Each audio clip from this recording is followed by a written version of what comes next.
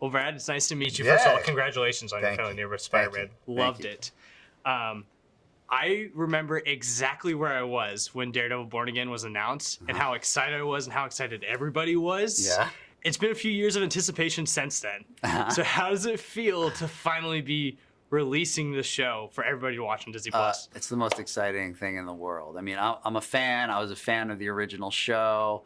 I got to go home, you know, at night. I was working on feature films at the time. I got to go home and watch them as a fan. So to be able to now be a producer of the next iteration, it's just like a dream come true. I want to take you back to the very beginning when you guys decided to go ahead and greenlight the show. Yeah. Can you tell me kind of what the conversations were like about bringing Daredevil into the MCU and kind of what inspired that decision essentially? Well, you know, the casting of Charlie Cox and Vincent D'Onofrio as Matt Murdock and Wilson Fisk is iconic. I mean, I put it up there with Downey playing Tony Stark. I mean, you just pictured those guys as those characters. And so when we started talking about, you know, Matt appearing in No Way Home and maybe an appearance in She-Hulk, and then we were working on Hawkeye and thought, could this be Wilson Fisk? It kind of started organically from the storytelling. Like, well, let's just say they're in the world. What would happen? In the back of my mind, I was like, all right, I'm thinking about the continuity. I'm like, I think it'll line up. Like, I think we could just, because at the time we were building the Infinity Saga. Right. So it was like we couldn't really also try to make sure everything like folded in perfectly.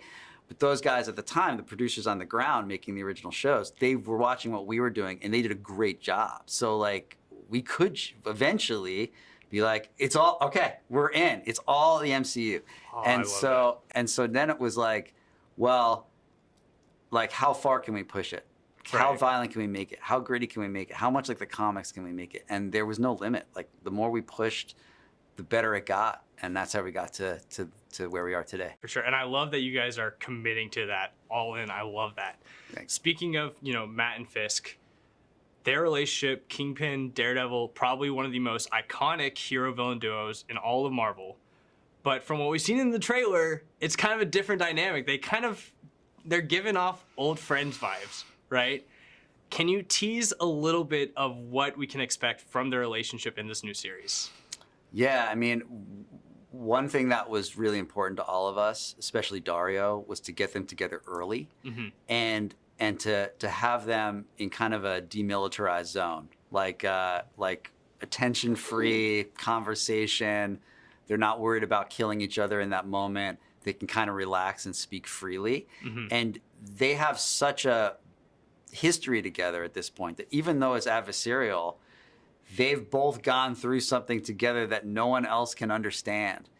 And they're both, you know, they're both hiding who they really are. So, you know, in the daylight, you know, Wilson Fisk is really Kingpin, but he's trying to be mayor.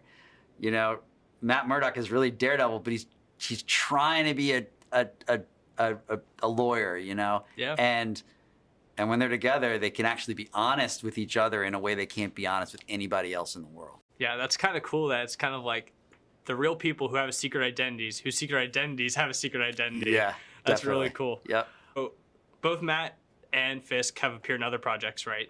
I'm thinking other familiar characters may also be appearing in Daredevil Born Again. What's that process like when you're kind of picking and choosing who's going to appear to kind of help progress the story? Like, what's that process like? You know, we're not trying to make this like an MCU cameo fest. Right. This is even though, you know, these characters live and breathe the same air as the Avengers do, like this is not an Avengers, you know, project. We are trying to keep this thing grounded, keep it to New York, you know, keep it to the echelons of power that exist in this city.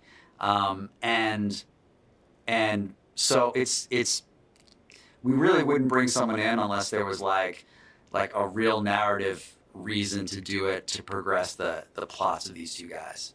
Yeah. And honestly, I think that's why fans like myself are so excited. I think this is the story that most Marvel fans have been waiting for.